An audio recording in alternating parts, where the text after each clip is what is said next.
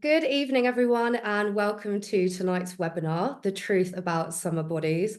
I think this is a topic that is going to resonate with a lot of people on this call. I think all of us have had some form of something to do with body image over the years, and I think Zara and Beth will be here tonight to help share their expertise, and I'm very, very excited to see Zara in action. So Zara and Beth, would you like to introduce yourselves and tell the audience a little bit about what you're excited to talk about with this topic? Hey everyone, I am Zara. I am a registered associate nutritionist here at Second Nature. I'm also a health coach. Welcome to today's webinar, The Truth About Summer Bodies. Thank you so much for the introduction, Jem.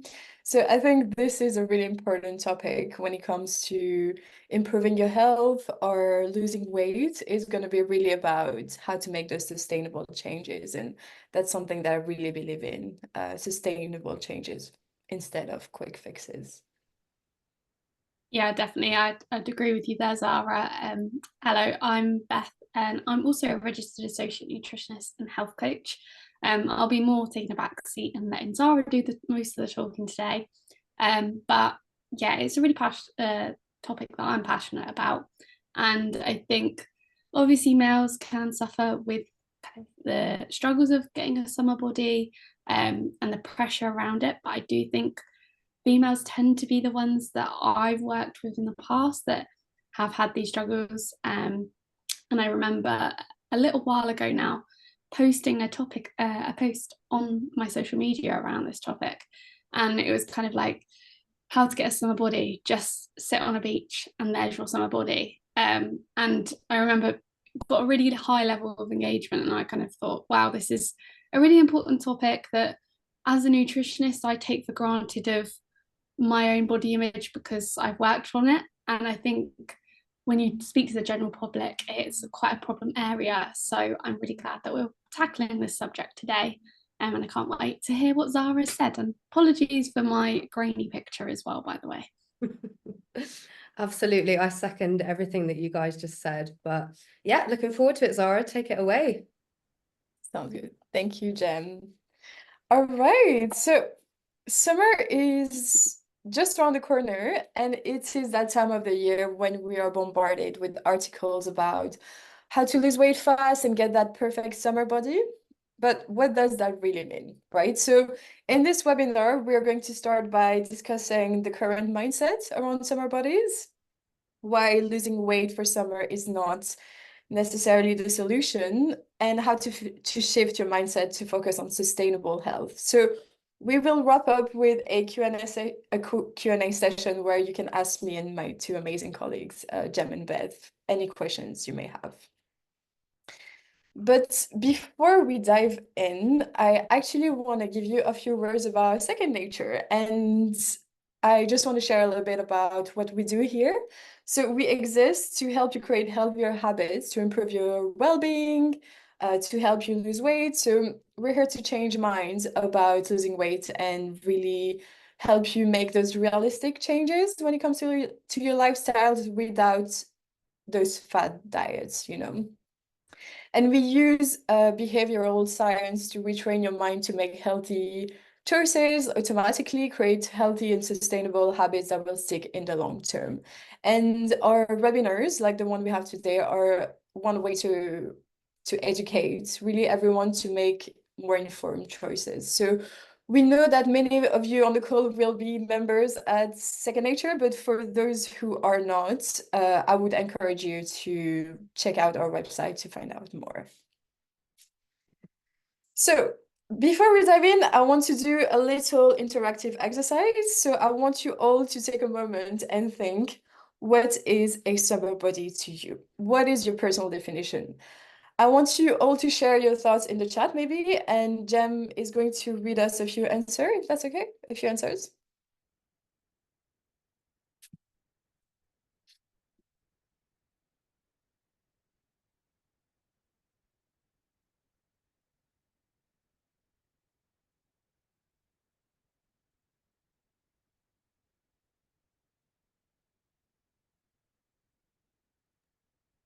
Okay, so we've had Mandy said that her definition of a summer body is slim and lovely. Suze is toned. Julie says healthy and glowing. Louisa says a body that looks good. We've got lots coming in. We've got Faye, toned and healthy. Pauline, slim and toned. Claire says, for me, it's having a tan. Feeling relaxed and fit from swimming and sunshine. Love So that. a few of similar coming through. Flat Thank belly, you. being Yeah, able to wear summer clothes confidently, a body shape. Yeah, so many different ones. I love that. And thank you so much, everyone, for sharing. It's really interesting to see the variety of perspectives when it comes to summer bodies. But yeah, so we're gonna start with a personal story. So here's a photo of me from years ago. So it is the kind of image you might scroll past on Instagram and think, wow, you know, like Zara really got in shape for summer. And it's really easy to see this and assume it's all about fun and feeling good. But let me tell you what was really happening behind the scenes. So before this holiday, I drastically changed my lifestyle. I was doing hours and hours of cardio every day for months. My diet was extremely restrictive. I cut out all carbs and I controlled everything that I ate. And yes, okay, I lost weight, and yes, I achieved my personal definition of a summer body at the time, but at what cost? I was exhausted. My energy levels were so low because I was not eating enough. I had bad digestion issues and I was irritable all the time. My mind was constantly on food. I could not even enjoy my holiday because I was so consumed by the thought of my next meal or even just like the guilt of eating something off plan. And this is something you don't necessarily see on social media. This is the unsustainable and draining reality of quick fixes. And just a few months after this photo was taken, my health actually began to decline. And when I finally decided to start eating normally again, I gained all the weight back and really fast. And it was really this frustrating cycle that finally made me say enough is enough, you know? And that's when I decided to switch to a more sustainable way of living. I chose health over appearance, balance over extremes, and really like well-being over short-term gains. And this is the reason why I am sharing this with you all today, because I want you all um, uh, to know the real story behind these perfect images and summer bodies that you see on Instagram. You know, I want to help you understand that a truly healthy lifestyle is not about drastic diets or exhausting yourself with exercise. It's really about making sensible, sustainable choices that nourish your body and your spirits. And it's about feeling good on the inside and not just looking good on the outside. So now I want to share something really interesting with you. Last week, I decided to do a little experiment. So I opened Google and I started typing how to lose. And immediately the search suggestions popped up, and it was things like how to lose weight fast in 2 weeks, how to lose weight fast in 7 days, in a week, how to lose belly fat fast. And as you can see, there are countless articles promising rapid weight loss through all sorts of drastic measures. So it's no wonder we get caught up in the idea of quick fixes. But yeah, let's talk about what's really happening here. So this phenomenon is all about something called instant gratification. So the thing is, we live in a world where we can get almost anything we want at the push of a button. And we're used to fast food, same day delivery, and instant streaming. So naturally, we want quick results when it comes to weight loss too, right? Um, and I already know, without even seeing your faces, that some of you will be disappointed that I don't have a secret recipe to lose 10 kilos in 3 weeks and keep it off forever. And honestly, it's completely natural because as humans, we are wired to seek immediate rewards. And scientifically, this is linked to something called dopamine. You may have heard of it. It is the hormone of motivation and rewards. So when the way it works is that when we anticipate a reward, our dopamine levels rise, and that gives us a surge of pleasure. And it's the same chemical response, whether we're about to eat a delicious meal or embark on a new promising diet that promises fast results, you know? But it's important to remember that these quick spikes are fleeting, and the long-term consequences are like the outcomes are not as rewarding. And it's really like building a house, you know, like you would not want to rush the foundation. You really want to build it solidly, even if it takes longer, just to make sure it stands strong for years. And the truth is, quick fixes have so many health risks, both mentally and physically. And while they might promise fast results, the reality is often quite different, and it can be quite harmful in the long run. So I have a few examples here. For example, by losing weight too fast, you might get hormonal imbalances. So this can lead to issues like irregular periods, mood swings, and even long-term reproductive health problems, or other things like nutrient deficiencies, because extreme diets often cut out entire food groups, which can lead to serious nutrient deficiencies, because your body needs a variety of vitamins and minerals to function properly. So yeah, just like missing out on these can really affect everything from your energy levels to your immune system. You might also get some kind of disordered eating. So quick fixes often promote unhealthy relationship with foods, like labeling food as bad and good, which can also lead to patterns of binging and restriction and all or nothing, which really sets the stage for eating disorders. You might also get something called yo-yo dieting. So you might lose weight quickly, but because the methods are not sustainable, you often regain it just as fast, if not faster. And yeah, one last thing that I wanted to mention when it comes to the risks of quick fixes is isolation. So extreme diets and exercise regimes can also lead to social isolation. So you might avoid social gatherings or meals out with friends because you're worried about staying on track. And this can really lead to feelings of loneliness and disconnection, which are not great for your mental health. So now I want to introduce you to John. So John wants to lose weight and he is super motivated, okay? It's Monday morning or maybe it's New Year's Eve, you know, those moments when we feel like it's time for a fresh start, and John's pumped up, he's full of motivation and that dopamine rush, and he decides to change everything overnight. So he cuts out all carbs, he eats barely anything, and he commits to running 2 hours every day.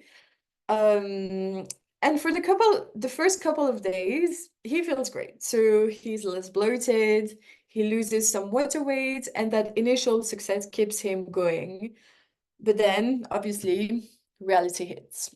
And a week goes by, then two, and things start getting tough. And John stops going out with friends because he doesn't want to be tempted by food.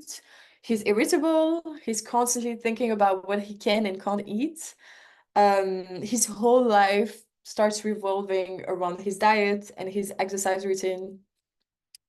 And a month in, and John cracks. He eats a chocolate bar and he feels like he has failed completely. He thinks, this is too hard. I can't do this. So he gives up and he goes back to his old habits. And you know what?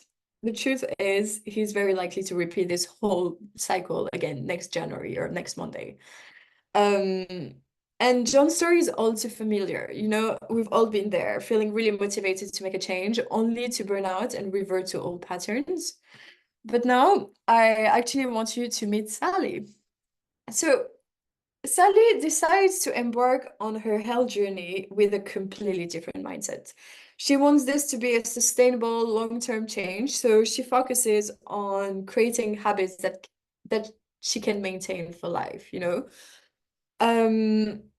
So she starts with very small changes. She adds an extra portion of veggies to her meals. She takes a 15-minute walk after work, and she drinks 2 extra glasses of water every day. And it's these little tweaks that are very easy to manage and don't feel too overwhelming. And so the next week, Sally builds on her progress. She makes her meal even more balanced. She adds even more veggies. She enjoys cooking, and she finds recipes that she loves, which makes eating healthy really fun for her. And when Sally goes out with her friends, she doesn't deprive herself. She balances her plate. Maybe she pairs her burger with a side salad instead of fries. She enjoys her meals, and she enjoys her time with her friends. And when she slips up, because life happens, she doesn't just beat herself up. She knows it's all part of the journey, and she just gets back on track. And Sally's approach is all about gradual positive changes that fit into her lifestyle. She's not looking for a quick fix. She's really building a foundation for long-term health. So my question for you now is, which one do you want to be? Do you want to be John, who is stuck in a cycle of quick fixes and disappointments? Or do you want to be Sally, who is enjoying a sustainable lifestyle and healthy changes?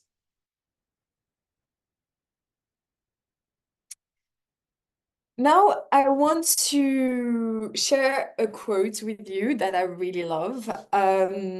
Summer bodies are made in the winter. And here is why this quote resonates with me so much. The thing is, health is not seasonal. It's a year-round commitment. Think about it for a second. Our bodies need care and attention all year long, and not just a few months before summer, you know? So when we say summer bodies are made in the winter, I'm talking about the importance of making peace with your body, listening to it and nourishing it consistently. It's really about understanding that real health and fitness don't come from last minute drastic measures. They come from the small, the steady efforts you make every day throughout the year. So now I invite you all to redefine what a summer body means to you, and I will guide you through the process. So first, I want you all to think about your values. What is truly important to you? So James Clear, you might have heard of him. He's very popular. He's the author of Atomic Habits. He talks a lot about core values and how they shape our habits in our lives. You can scan this QR code to access his list of core values, and I've selected a few core values for you to consider. So here we have health, balance, growth, self-respect, and then we have impatience, external validation, and perfectionism. So, for example, if you are someone who values health, you might decide to add vegetables to your meals because they make you feel energized. If you value balance, you might allow yourself a treat without feeling guilty because you know it's part of your balanced lifestyle. If you value growth, you might understand that every slip up is an opportunity to learn and to grow and to adjust your plan. And if you value self-respect, you will listen to your body's hunger cues and you will rest if you need to and when you need to. Now, let's consider the opposite values and how they might affect your journey. So, impatience. When you value impatience, you want immediate results. This can lead to extreme dieting and over-exercising, which are not sustainable. Impatience often results in burnout and giving up because the changes are not happening fast enough. It's like trying to sprint a marathon, you know, it's really exhausting and it's really unsustainable. Now, if you value external validation, you're only focused on what other people think of you. So this can drive you to make choices that look good on the outside, but don't feel good on the inside. Things that are not necessarily good for you, you know, you might follow the latest fad because it's popular, or you might seek approval from others, which might lead to things like yo-yo dieting and a negative relationship with your body. And the final one is perfectionism. So if you value perfectionism, you you might set unrealistically high standards for yourself. You might think you have to follow your diet perfectly, 100%, or work out every day, like without fail. You know, this kind of all or nothing mindset can really lead to feelings of failure and disappointment and discouragement when you obviously slip up at some point. And it's a really rigid approach that doesn't allow for balance and self-forgiveness. And this whole approach about values is not just about changing your habits, it's really about aligning your life with your values. It's about making choices that reflect who you are and what is important to you. So, so now, because we've identified what your values are, I want everyone to just take 30 seconds to think about what your why is. What are your motivations? Because it's going to be a really important part of achieving your goals in a very sustainable way and staying motivated and on track when it comes to your health journey. So there is something called the Golden Circle by Simon Sinek. It explains how starting with why can actually drive better results. So why do you want to lose weight? Maybe it's to feel confident, to be a positive role model, or to have the energy to enjoy life with your loved ones. So yeah, here are three circles. The outer circle is the what. So this is what you want to achieve. That maybe that's going to be losing weight, eating healthier, or getting fitter. Then you have the middle circle, which is going to be the how. And this is how you're going to achieve your goals. So the specific actions you're going to take, like adding more veggies, 2 meals, going for daily walks, or drinking more water. But here, the most important part is really going to be the why.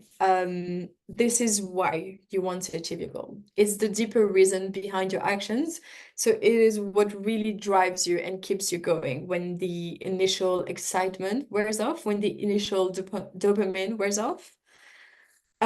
So for example, if your what is losing weight and your how is eating healthier and exercising, then your why might be because you want to be more confident or have more energy to play with your kids or improve your health, to enjoy life more fully, you know? So yeah, so I think the best way to illustrate this is going to be by sharing a story of one of our members. We're not going to use her real name, obviously, so we're just going to call her, I don't know, we're going to call her Emily. So Emily's journey is a really fantastic example of the power of understanding your why.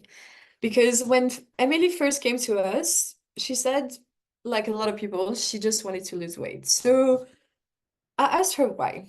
So, Emily, why do you want to lose weight? And Emily says, I want to be more confident. And I asked Emily, why do you want to be more confident? And she says, because when I'm confident, I feel happier and I feel more outgoing. And I ask her, why do you want to feel happier and more outgoing? And she poses and she says, because when I'm outgoing, I enjoy life more and I connect better with others. And again, I ask Emily, why is connecting with others important to you? Um, Emily starts to get emotional. And she says, because having strong relationships makes me feel loved and supported. And we kept going deeper. So why do strong relationships make you feel loved and supported, Emily? And she replies, because I want to be there for my family and my friends, and I want to be a positive model for my children. She tells me that she wants to show them the importance of self-love and health, and she wants to be there for them, full of energy and joy for as long as possible. And you see, something that's started as a goal to be more confident turned into something much deeper. So Emily's true why was about being a loving, energetic presence in her family's life and really setting a powerful example for her children. And this deeper why gave Emily a sense of purpose and direction, and it was not just about losing weight or looking a certain way. It was really about living a life full of love, of health, of joy, and it really connected her actions to something profoundly meaningful. Um, and yeah, your why is really something that keeps you grounded and focused when things get tough as well. So when you're tempted to skip a workout or eat something that doesn't align with your goals, your why is really what pulls you back on track. And for Emily, every health choice she made wasn't just about confidence anymore. Now it was about being there for her kids, full of energy, and showing them how to live a balanced, healthy life. And this why resonated deeply within her, and that gave her the strength and motivation to stick to her healthy habits. So now, because we know that the why is important, we're gonna go from the inside to the outside. So the next one is going to be the why, the how, sorry. Oh. The how. So let's talk about setting goals. So one of the most effective ways to do this is going to be by using the SMART frameworks. You might have heard of it before, but let's break it down so to see how it can help you achieve your goals. So SMART stands for specific, measurable, attainable, relevant, and time-based. So each element of SMART really helps you create goals that are clear and reachable. So again, I think the best way to put this into practice is going to be by using an example. So suppose you come to us and you say, Zara, I want to improve my fitness. So this is how we're going to be setting a SMART goal in that case. So we want it to be specific. So let's say I want to run a 5K. We want it to be measurable. So I will track my running distance and time each week. We want it to be attainable. So I will follow a beginner's training plan and I will run 3 times a week. We want it to be relevant. So running a 5K will help improve my cardio health and my overall fitness. And we want it to be time-based. So I will achieve this goal in, let's say, 12 weeks. So now I want you all to think about your own goals. How can you make them SMART? Start by being specific, measurable, attainable, relevant, and time-based, and you will really find that reaching your goals becomes a lot more manageable and rewarding. And when it comes to setting sustainable goals, I have a list of things to do and things not to do. So because you want these goals you want the results to stick for long term. You want the targets to be realistic. So you're not going to try to lose 10 kilos in 2 weeks. You want to break it down and start small. So like we said about Sally before, just adding those little things like 1 extra portion of veggies or 15-minute walks at the end of the day. Embracing flexibility because life happens and it's okay to have a piece of cake for your birthday, like it doesn't ruin your goals, it doesn't ruin all of your efforts, and it's okay. It's part of life. It's like health needs to be something that you enjoy as well. Being compassionate with yourself is going to be really important because obviously sometimes you're not going to get it perfectly, and the most important thing is going to be getting back on track, showing yourself some self-compassion, and yeah, being patient with yourself, not expecting results to arrive like in 2-3 days. And there are things that you should not do when setting sustainable goals. And this is going to be adopting the all or nothing mentality, like John that we mentioned earlier. So there's going to be either being 100% in or not at all. It's either, oh, I'm cutting carbs and I'm exercising 3 hours per day, or I'm not doing anything and I'm going to stay on the couch and order takeaway. So that's something not to do. Something else would be going for drastic measures. Obviously, like we mentioned, those very extreme diets, ignoring your body's needs for rest and your body's needs for food. Sometimes you get hungry and this is not necessarily something that you have to ignore. Maybe there's tweaks that need to be made. but you need to listen to your body and its needs, you know. Something else not to do is going to be focusing solely on the scale. So the scale is a great tool for assessing progress, but it's just a tool.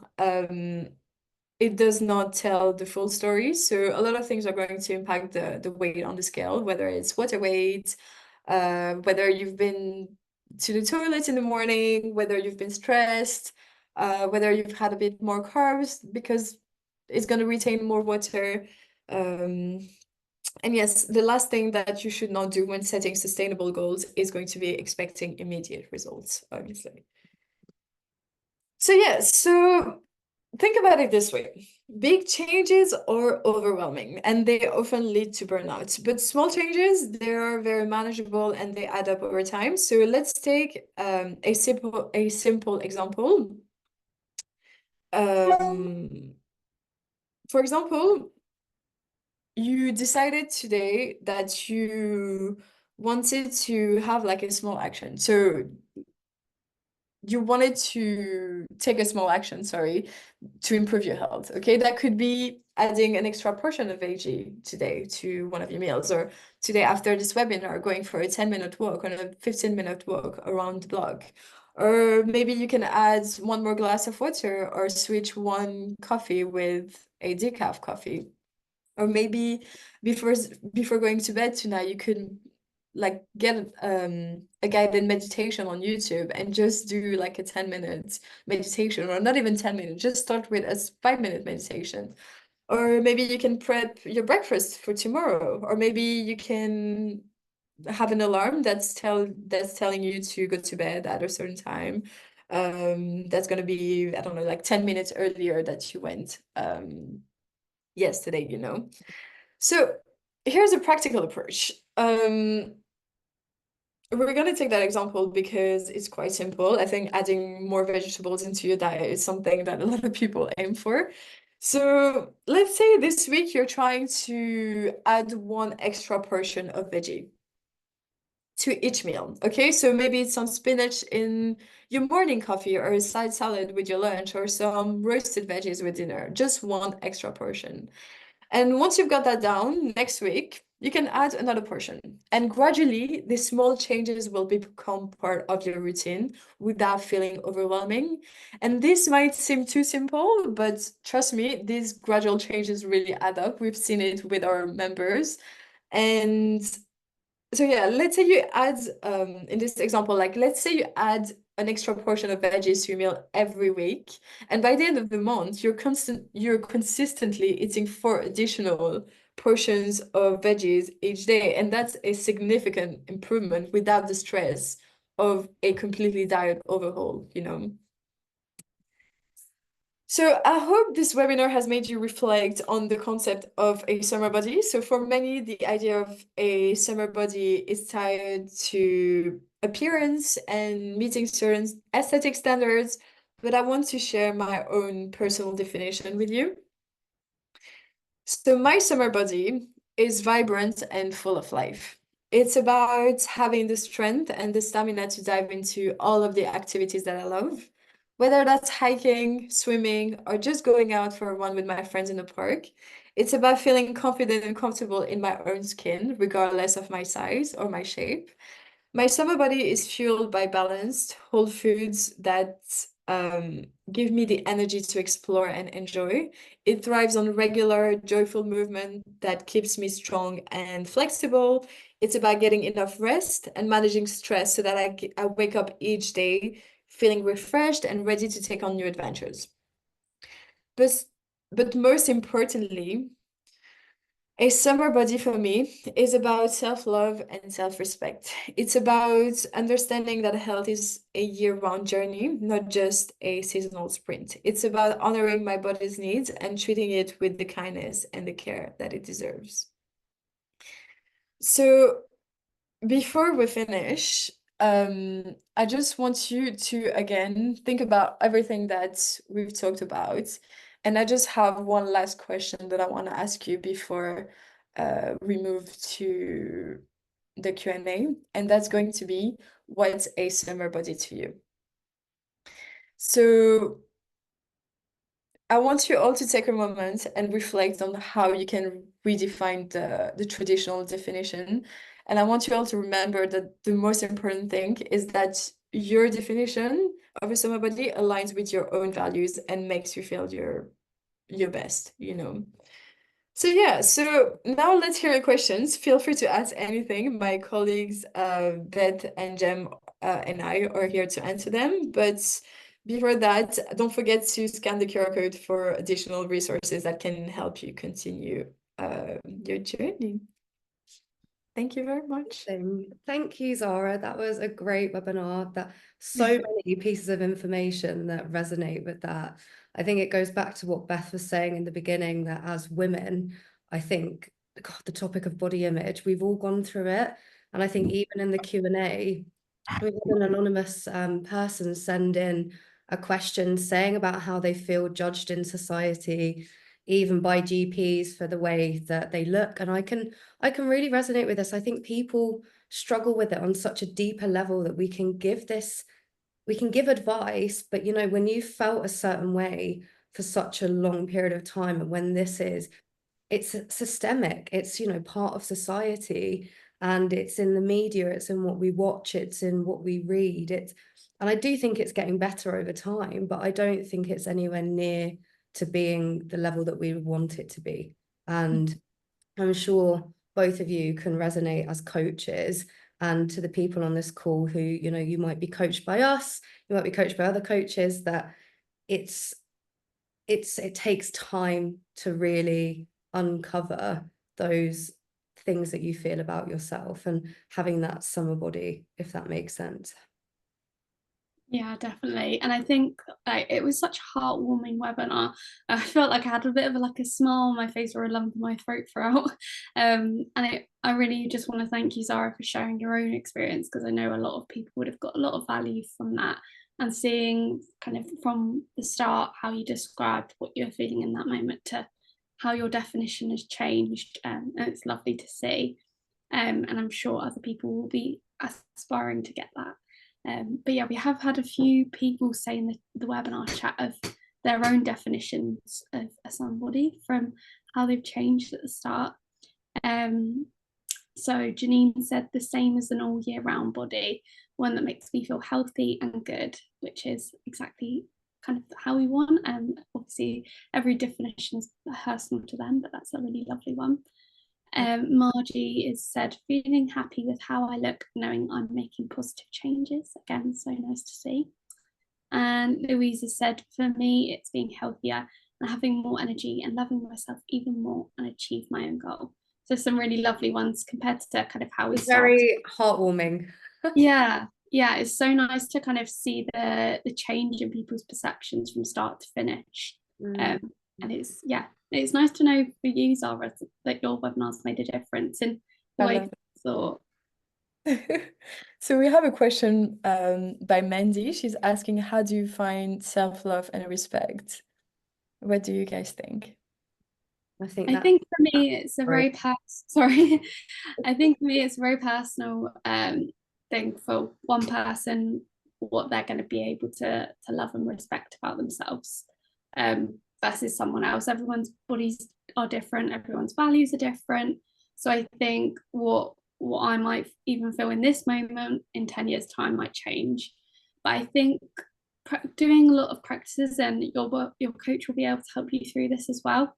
Trying to appreciate your body for what it can do is a big one for me. Like being able to kind of walk down to the shops is something that I do every day, and I really love doing that. And not everyone can do that, and I think that's something that you need to really appreciate, and taking just the time to kind of look at your body and think what it can do for you. Say maybe you've had a child, your body's carried a child, maybe you can lift strong objects and not everyone can do that, those kind of things, and celebrating those little accomplishments from, say you started the service and you had quite a low energy or a low fitness level, being able to see how far you've come and celebrate those little successes of what your body can do. And then the other thing as well is trying to, it might sound a bit cheesy, but trying to think of one thing that you love about yourself. And it doesn't necessarily have to be body, but just practicing that self-love of, it could be you find yourself really funny. I do that every day. But just kind of just practicing that little bit of self-love, and it really does translate to your whole body and your whole confidence about yourself. So those would be my 2 tips, but as I said, your coach would be able to help you. Oh, Beth, Jem, do you have I anything love to that. add? Love that. I actually think that's so good to like focus on one thing and do that every day. You know, it doesn't have to be the same thing every day. It goes back to the gratitudes as well. And like Yeah. we can apply gratitude to self-love. And something that I always do with my members on the program is they'll say about self-love, and I'll say, okay, what are the things you don't like about yourself? Because it's so much easier to think about the things we don't like, rather than thinking about what we do. So, you know, are there any particular thoughts or feelings that come into your mind when I say, what don't you like about yourself, or what don't you like about your body? Write them down. I think seeing them visually and actually taking pen to paper and going, okay, there's actually a lot here that I don't like, that can then help you to learn how to reframe. So I think it's working through it slowly. And so it can feel a bit backwards to focus on what you don't like, but often that's the key to then helping you learn to love those things and build self-love over time. I love that. And I think one question that I like asking members and clients is really, you know, on those days when you don't feel like you want to prep your meals, or that you don't feel like you're going to exercise or take care of yourself or get yourself some rest, or like do a meditation, let's say, ask yourself, is this something that I would do for someone that I love? For example, if it was your kid or if it was your partner, is this something that I would do for them? Maybe like prepare a meal, make sure they've eaten, make sure they feel okay, but they need to rest, you know? Like, is this something that I would do for someone that I love? And at the end of the day, you should be someone that you love as well. You know, like that's something you should do for yourself just as much as you would do it for someone else. Yeah, definitely. That actually also reminds me of something else I say is similar to that, is if you're ever having a negative thought about yourself and how you look, say you've got a daughter if you're a female, or a son if you're a male, or just a younger person potentially, or your younger self if you don't have anyone in your life, how would you react if someone was saying that to them, or if they were saying it themselves, and what would your response be? Because guarantee you could be sat there thinking, yeah, I agree with you. You'd be like, oh no, you've got this, you've got that, you're doing all these amazing things, like you don't need to worry or compare yourself. And but I've never had anyone say, oh no, yeah, I do that to younger people. So I think that's a really nice, easy tip as well, and something you can do without even thinking almost. It's so true. We're often so much harsher on ourselves than we would be to the ones that we love, which, you know, this is the only body that we're ever going to live in. And sometimes we can be so horrible to ourselves. And yeah, it's when you actually sit and you think about how unkind we can be and the things that we say, it hits home and you go, oh my God, why am I doing that? So yeah, definitely think about that. And also another question to ask yourself, if you notice a negative thought appearing, is it helping you or is it harming you? I think that can be quite powerful, because if it's harming you, then why are you allowing your brain to let you believe that? Love that. So we have Margie. Sorry, go ahead. I know, I was going to say, I think we've got a lot of tips there for you. So Margie's saying, Margie or Margie, I'm not sure about the pronunciation, by the way. She's telling us that preparing meals is sometimes hard, so I thought we could maybe have a little chat about how we could make this a bit easier. Yeah, definitely. So I'm actually Margie's coach. So Oh. yeah, I have been working through this with Margie, but yeah, it's a struggle sometimes. And I think it depends day to day for myself. Like some days I'll be able to have a week. I literally, before we were joining this webinar, I said I'm installing a bit of a rehabilitation program for myself, because I not long got back off holiday. I had a few late nights and I've been struggling just to get back into a routine a bit. So I'm a nutritionist, so I don't do it all the time. It's not something that I'm perfect. But I think just setting that small habit, so maybe starting with 1 meal a day, 1 meal a week, and making that little prep just to kind of get into the habit. Also, sometimes you can be setting yourself up too high. Like, make the meals easy. Just because you're meal prepping doesn't mean to say it's got to be a complicated thing. It could be meal prepping a salad that you don't even have to cook. So those are a couple of things. But Margie, I'm happy to discuss with you tomorrow if you want to deep into that further. I love that. And for those who have the same struggles, maybe just keeping like a few staples in your cupboards or in your fridge, you know, like a can of tuna and then a bit of lettuce and maybe like, you know, those microwavable rice pouches, brown Yeah. rice pouches, and then you just assemble them. And it's really quick and it's really easy. And yet it's it can be quite tasty and balanced if you make it properly. Maybe not tuna and lettuce, but like there's so many other things that you could make, like eggs and salmon and a bit of spinach, you know. And I would recommend going on our website. We've got hundreds of articles. If you type in a keyword, for example, we've got one about last minute meals. If you type in last minute meals, it's got cupboard staples, fridge staples, freezer staples. And once you've got them and you've got the basis for your meals, you know, you're setting yourself up to really get those meals in, because sometimes it's easier said than done. It's what you were saying, Beth, like if your routine changes or something happens, it's so normal. Progress is not linear, for Yeah. sure. And just cutting yourself slack when that does happen. Like, it doesn't say on tomorrow you can't hit that target and make that meal prep.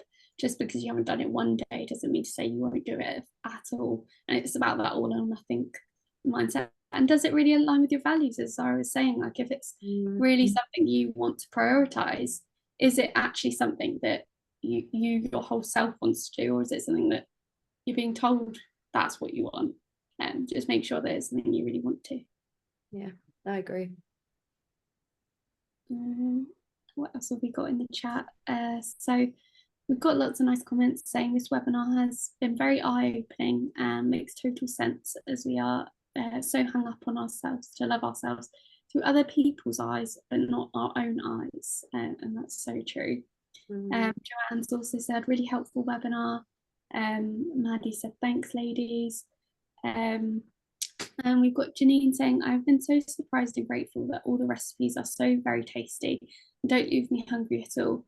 I haven't needed any snacks at all between meals. I'm so grateful for all I've learned and put into practice in second nature. We should put that on an advert. No, that sounds great. So pleased. And then Anne said, so where to find last minute meals? So on the website where our guides are, you can type it in. I'll grab the link and I'll pop it in the chat. Yeah. Be easier than searching for it. And Kath said, love the webinar and it's given me so much to think about. And then I think we've got some Q&As. So Janine's asked, does everyone find it easy to continue cooking own meals when abroad, for example, for 2 weeks? That's a great point.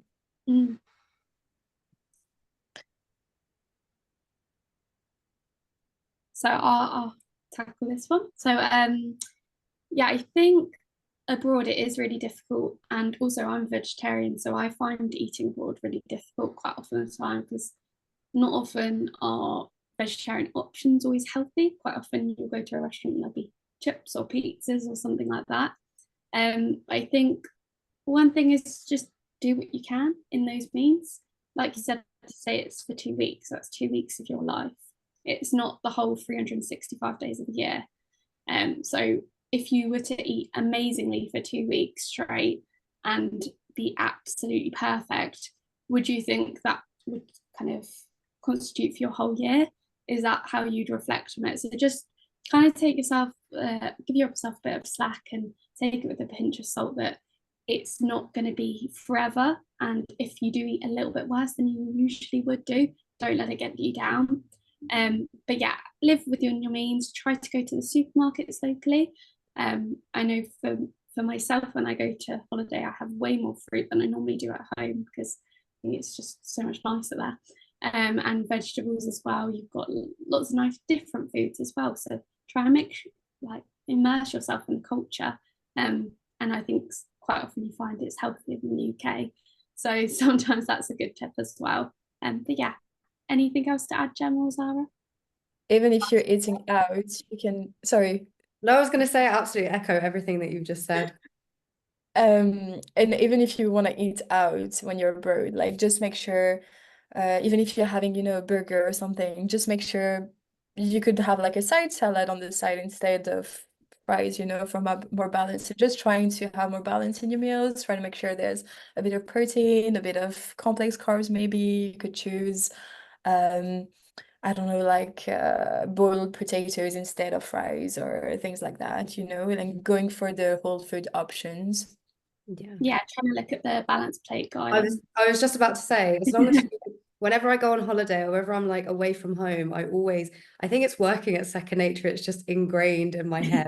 But I always just think about the balance plate. Where am I getting my source of protein? Where am I getting my source of fat, complex carbs, veggies? Do what you can within your control. And again, if you click on that link that I've sent in the chat with which will take you to the articles, if you type in eating out guide, we've got specific cuisines in that guide, and it will help you to understand how to create balanced meals and switch for healthier alternatives too. So hopefully that will come in handy. Yeah, brilliant. And I'll just with We've this also one. just had a really, really heartwarming comment. Yeah. Find Me it now as because well. it put such a smile on my face and I've lost it. It said, "Thank you to everyone at SN. The program is fantastic. I can't believe how I am a changed person." Yeah. I'm with them. This is why we do what we do. I think as nutritionists and just in the health industry as well, there really is no more rewarding feeling than helping someone to feel healthier and happier. Yeah, definitely. And we've got so many nice messages as well. Angela said, let's move it. Second nature made me realise I was snacking out of habit rather than because I was hungry. I agree with Janine that the meals mean I don't feel hungry between meals either. So I think it's just being in tune with your hunger, and when you're hungry, eating it and trying to go for a balanced option in that point, rather than letting yourself get to a point where you're over hungry and then you're kind of a bit ravenous and then you'd overeat more than if you just ate in that first instance. So yeah, it's something that we definitely kind of try and encourage. And I love what Angela says about not beating herself up if she snacks occasionally as well. It's all about that balance mindset and really listening to your body and allowing That is yourself. the self-love. Like that's where the self-love comes from, is acknowledging, accepting, and just, being okay with it. Because like I said, we're way too hard on ourselves sometimes, and we don't need to be. We need to fuel our bodies and our minds to be Yeah. Yeah, and if it's something you want to do, you can snack in that moment, but also knowing that there's other strategies. So if you're kind of feeling like it's more emotional eating, you can work through different things like using the HALT strategy we quite often use in the service. So trying to think if there's something else that you can do in that time to kind of see if it's really true hunger. And sometimes it's okay to eat in that time when it's not just hunger. Like things like birthday. It doesn't have to be Absolutely. bad. Nothing wrong with a bit of emotional eating. I think it gets a really bad rap. It's not a bad thing. Sometimes it can serve its purpose and it can help us. But if we are using food to soothe our emotions every time we're experiencing a certain emotion, that's when it can help to really try and explore that. Are you bored? Are you sad? Are you tired? Are you stressed? What other strategies could you use to help you in those times? Exactly, just identifying the emotion in the first place. So when you're bored, what else, what is food giving you? So is it going to be entertainment? So where else can you get that entertainment from? If you're sad, food might give you comfort. Where else can you get that comfort from? Is it going to be calling a friend or something else? Like just identify what feeling you're trying to manage with food, and then look at how you can manage that feeling with something else that is not food. Even taking 30 seconds to think can have such a profound impact on your behaviors. I think a lot of us will act before we think. So it's, taking a step back, taking a deep breath, and just understanding like what is going on.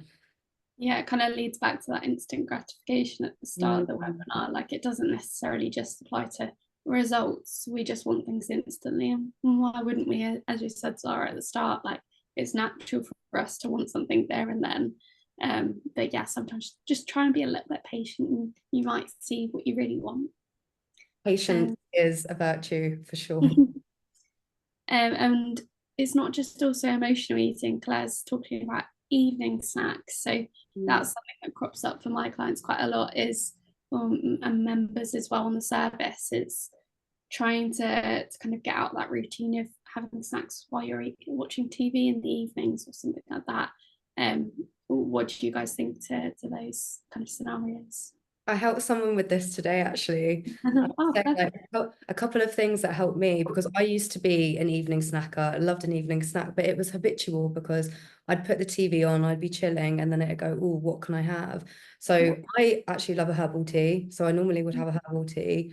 If I do want a snack, so I would normally go for one of the Second Nature recipes. So the banana bread is great, the fob knobs, and the oat bites. So they would be my go-to if I want like a healthier evening snack. Or sometimes I will just kind of remove that trigger. So instead of putting the TV on, I will journal instead, or I'll go, like you said in your webinars, I'll go for a 10-minute walk after get off the laptop, do something that's going to rewire your brain, because that's the whole part of changing your habits is and it's like neuroplasticity of just rewiring the neurons in your brain to stop thinking about specific habits. Absolutely. Yeah, I I love agree with Margie. TV and snacks seem to go together. They do. I, Hand in I hand. love that. I love that you mentioned the trigger gem as well, because sometimes we're not hungry until we sit down in front of the TV, and because we have that habit of like, I can't remember. James Clear mentions it in Atomic Habits, but I think it's cue rewards. I can't remember it, but basically, Wow. you know what I'm talking about. But until you sit down in front of the table, you were not hungry. In front of the TV, sorry, you were not hungry. But once you start watching TV, that's when you get that hunger, and it's just like a habit loop in your brain. But if you actually don't watch TV and you go for a walk, let's say, you might not get that hunger, and you Yeah. realize it was I not also hungry. think quite a lot of I always think quite a lot of the films and TV programs have food in them. I remember when I was younger, I used to love Over the Hedge as a film, and there was this popcorn part in there, and I used to have to watch the film with popcorn because of that moment. So I think it's also what we're watching as well. Sometimes that can be a big influence, and like the late night watershed as well. That's when adverts come on that are with unhealthier food as well, so it can be also be a factor. But yeah, there's so many different And things. it's also the associations that you make. For example, like when I was at home, when I was younger, we always grew up where at the end of the day, when I was like 10, we would sit in front of the TV with the whole family, you know, and we would have snacks and stuff like that. And I think that's also a way of comforting myself. Like when I'm here in London now and I'm by myself living alone, sometimes like you just want to watch TV and have the snacks because it reminds you of that comfort that you had when you had like your family around you and you had that environment as well. Yeah. Yeah, I don't know whether we want to end on this really nice message from Louisa as we're kind of cropping it to the end, and I don't think there's any more questions. no, Louisa said, "This is the only program that helped me realize and understand healthy eating without depriving yourself, as the Second Nature recipes are so nice. And my relationship with food has shifted for the best. I feel stronger and motivated to eat to heal my body," which is so nice. love that. What a great way to end the webinar. Yeah. And thank you so much, Zara, for the presentation Thanks, and Ruth. the That was words of wisdom. And Beth, yeah, it's been a great conversation. I hope everyone's found it useful. And yeah, we will see you again soon for another webinar. I hope you all have a lovely evening and speak soon. Yeah, Thank you. thank you.